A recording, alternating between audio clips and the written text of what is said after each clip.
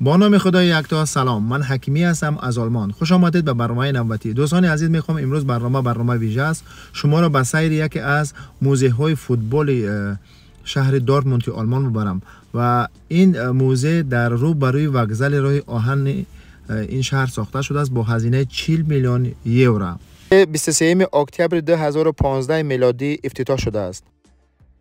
این موزه در میدان 7000 متر مربع ساخته شده است و در این داخل این موزه 1600 اکسپونات و موادهای عاید به فوتبال جمع آوری شدند که به معرض نمایش گذاشته شده است. در سال اول افتتاح این موزه قریب نزدیک 200,000 نفر بیننده داشته است یا که سیاح داشته است این موزه و حال باشد به چندین میلیون رسیده است. این موزه همه روزه از ساعت 9 سحر تا 18 بیگاه کار میکند. داخل شدن به موزه 19 یورو را تشکیل میدهد و دوستان عزیز بریم با هم تماشا کنیم موزه را از نزدیک. این قسمت اولی برنامه می باشد. با ما بمانید، رفتیم یک جای تماشا میکنیم.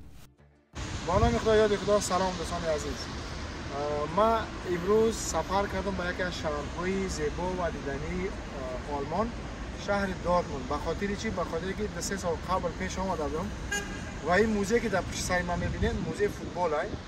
در اون سال که اومدم محکم بود، خیلی گفتی که با که ناراحت شدم و امروز به خاطر اومدم که این بویای و خواستم که از این نوار بگیرم و بهر شما پیشکش می‌کنم، چون که شما از این موزه معلومات پیدا کنید و بهره برید. شما یک دفعه ببینید دوستان عزیز، ما فعلا قرار دادم در صحن بیرونیش چند خبر نصیب باشم میریم درونی همین موزه و در موزه چی چیزا هست از تیم ملی آلمان بهر شما ان شاء الله با نوار میکشیم و پیشکش میکنیم. و دوستان عزیز گفتن امانت با کانال ما سر بزنید، کانال ما سابسکرایب کنید، با کانال ما ابونه شوید و زنگوله دومی را برای همیشگی فشار بدید تا که دیگه برنامه‌های دیگری ما نیز گردید. و باقی شما رو به خدای پاک و مهربان میسپارم. میگه وقتی زیادی شما رو نمیگیرم، میگه تا برنامه‌های بعدی خدا نگهدار. بدرود. دوستان عزیز، ما اینا رو بروی گاغ یا وокزالی مرکزی شهری دورتموند قرار داریم. اینجا دوستان دیدین عکسی والسپید دیدین؟ اینجا ایستگاه والسپید هایی که نفرایی که تا اینجا میان با والسپید و ویلیک و میروند دیگه طرفا با پایزدار ویلیکاش اینجا میمونن تا اومدن شد. اینجا ایستگاه ویلیکا میشینن. دوستان خیلی جای زیبا و دیدنی. اینا چانسی دوستان گفتیم اینجا معرفیگری توپی یورو 2024 که امسال در آلمان برگزار میگردد و تمام از رنگ های سیاه، سبز، سرخ، گلابی یا کمپانی ادیداس اینا چی کرده است، تولید کرده است و به همین توپ انشالله بازی ها را دایر میگردونن. ببینید دوستان عزیز، این توپی 2024 یورو 2024 گرمانیا. خب نصیب باشه میریم طرفی چی موزه فوتبال ببینیم که چی چیزها داره داخلش. با ما باشه دوستان عزیز. تو فوتبال 174 روز 5 ساعت و 50 دقیقه مونده دوستان عزیز. اینجا ساعت ابرانه و این هم کوبوکی یورو 2024. دوستان عزیز، ما وارد شدیم به موزه فوتبال و نصیب باشم درآمدگاهش یکم ایتاژ باید برای دیم سیم ایتاژ ای بالا اینا تماشا کنم میای پایان. این طرف هم وокزال های. دوستان عزیز آواز میبینید اشوشین استادیون هم میکنه، همه یه زبط کردن وقتی که وارد میشه فکر میکنید در استادیون وارد چه سای. خیلی گفتی که وارد شوی به موزه فوتبالی شهر دورتموند. دوستان ببینید این هم گفتی که کاریدورش گویا که با کاریدوری استادیون رفتیم و ببینید دوستان عزیز چه چیزها در اینجا در پیش ما در اول به نظر میرسد. 1954 این کسانی که در این وقت بازی کردگن این نماشو این چوشو هستن. گفتی گپو خب دوشلند اونگار ونگریا سویدی بوده سال 1954 فینال در در برن بوده، در آلمان بوده بازی. دوچلند خطی هنگاری یا ونگریا 3-2 بوده، 3-2 بریده بوده. این هم دوستان آدم هایی که در استادیوم جمع شدگیان. اولین دفعه قهرمان جهان شده آلمان در سال 1954. این هم برادرها توپ امو قدیمه ای که چمپیونات جهان کماند آلمان بریدگی های. این دوستان عزیز ببینین که امو کمانده ای که اولین بار چمپیون جهان شدگن ای گرمانیا، ای آلمان. اینا تمامی امو آدم ها، امو فوتبالیست که در وقتش بازی کردن. دوستان این عکسای شما میبینین سیاه سفید. اولین باره که چمپیون جهان میشوند، قهرمان جهان میشوند مردم فرانسه، مردم آلمان. این مردم در خیابان ها میریزن، در کوچه ها میریزن و استقبال میگیرن ای جشن، ای پیروزی، ای تمام فوتبالیستا. اینا ببینین انسان هم این عکس‌ها در اینجا به نمایش گذاشته است که تا که مردم بیان ببینن و از این چیزا معلومات پیدا کنن. و دوستان گفتن امانت ورود شدن به موزه پولاکی است، یعنی 19 یورو های 19 یورو میتی واردی گفتی گپا موزه میشه. این هم دیگه سمت موزه. ان شاء الله ما میریم دانه به دانه تک به تک ایره همشه جلوی سیمکا میکنیم.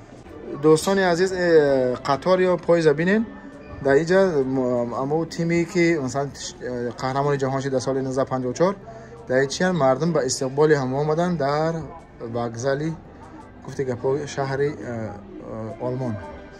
خب با ما باشید دوستان.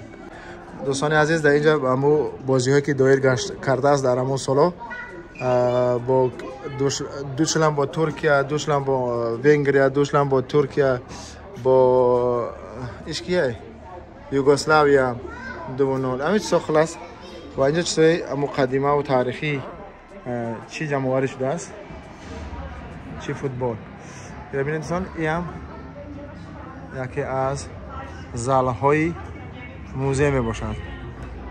خیلی زیبا و دیدنی هم هست این موزه. و در اینجا هم اولین چیزایی که در تاریخ فوتبالی آلمان ثبت شده است اینجا همش جمع‌آوری شده است.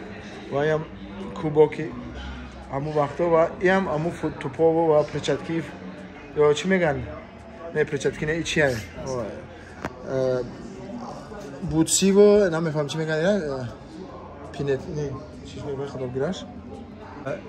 این هم همون چی بوتسی فوتبال و این هم شیدنیکای همون دور زمان و این هم توپش. خیلی دوران قدیم فکر کنید که چند سال پیش، چند دهه پیش. دوستان میخوایی همو چی میگن همو هوا و همو چی را تماشا کنین ببینین. در اون وقت همه خیلی تلویزیون‌ها بود از در آلمان و همو چمپیونات همو فینال در اینجا نشون داده است. این هم ببینین این بگیم همو چی شای دینامیک شای بازی را تماشا میکنین فقط. اینجا همو چیزایی که سال 1954 جمع‌آوری شدن و تاریخی دوره همش جمع آوردن.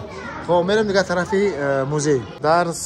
در سال 1966 دولت انگلیا اولین بار چمپیون جهان میشه، تو حاضره دیگه چمپیون نشده است.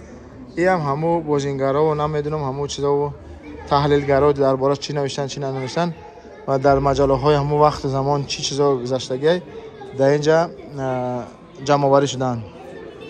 و اینجا همو نمایش همو تو فوتبال با نمایش گذاشته شده است. خب دیگه این طرف هم همو دستاوردهایی که در جام جهان اشتراک کرده آلمان، دستاوردهای آلمان. خب این طرف هم لباس رو نمیفهمم چیزی که با بازی کرده هیئت دسته فوتبالی گفتی که پاکی آلمان.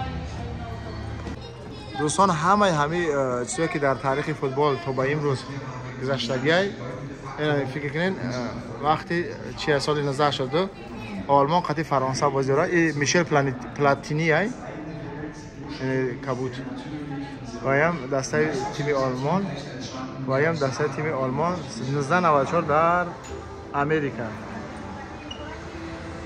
لاتر ماتئوس و هم استادیون کی بازی کردگی های دوچلند خطی ارژانتینا سال 1990 خیلی استادانی کلان هم هست. خب 1990 در کجا بود؟ در ایتالیا بود. چون خیلی بود خدا یادم نیست. این دیگه بازی هایی که در سال 1994 کردگی آلمان اینجا جمعوارش هست و اینجا ببینید یک چیز جالبی دیگه هست. خیلی اکران جالبی رو ببینید با شکل گلوبوس رو نمیفهمم دیگه.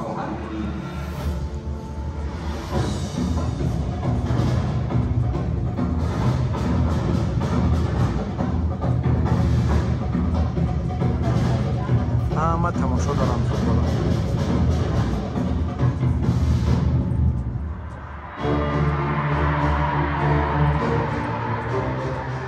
Ist das Zufall? Ist das nicht dann doch so gewesen, dass Manuel Neuer als